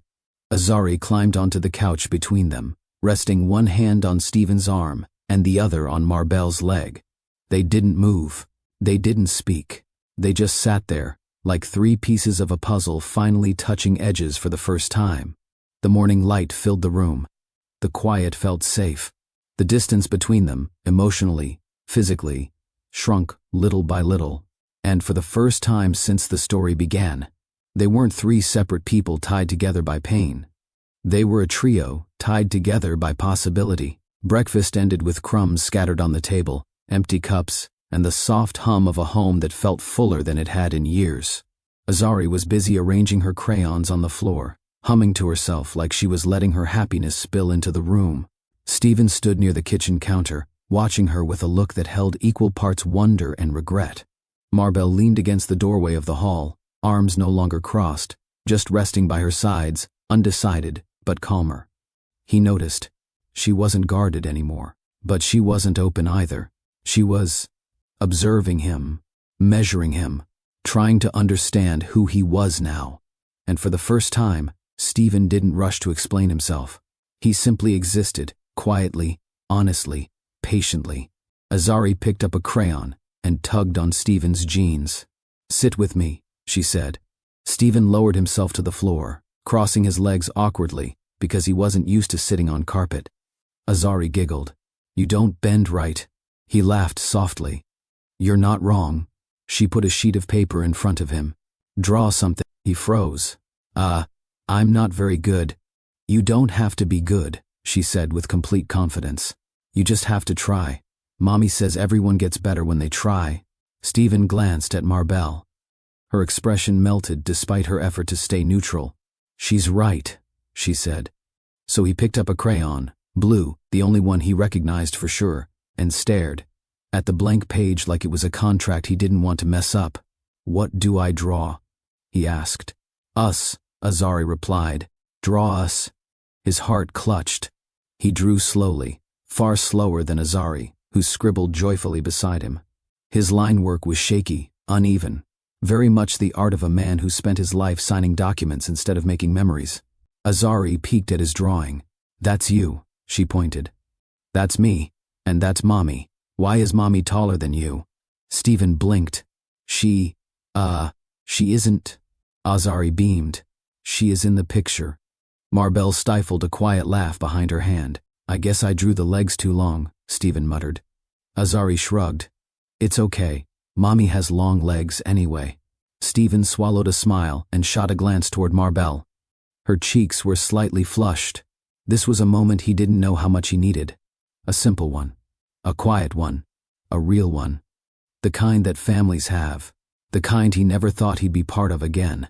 Later, while Azari chased her unicorn toy down the hallway, Stephen stood up and approached Marbell cautiously. "Can we talk for a minute?" he asked softly. She nodded and walked with him onto the small porch outside. The air was warm, with a faint breeze moving through the trees. Kids were playing in the courtyard. Sounds of everyday life drifted around them. But between them, there was silence. A different kind this time.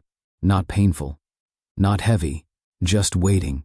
Marbell leaned against the railing, looking out. Stephen stood nearby, unsure of where to place his hands, eventually settling them in his pockets. "I don't know where to start," he admitted. "Start with honesty," she replied. He nodded. "Yesterday, finding those letters, it broke something in me. But today, watching her laugh, watching her sit between us, it fixed something too." Marbell's eyes softened, but she didn't interrupt. He continued. "I can't change the past. I'd give anything to rewrite it, but I can't. All I can do is be better now. Show up now. Be here now." His voice steadied. "I'm not asking for forgiveness. I'm not asking for a second chance with you. I'm not asking for anything except the opportunity to be her father." Marbell's gaze fell to the porch floor. "Stephen, I don't know how to do this." "I don't either," he admitted. "But maybe we don't have to know right away. Maybe we just start small." He pointed inside the house. "With mornings like this. Breakfast, drawings, laughing about grits."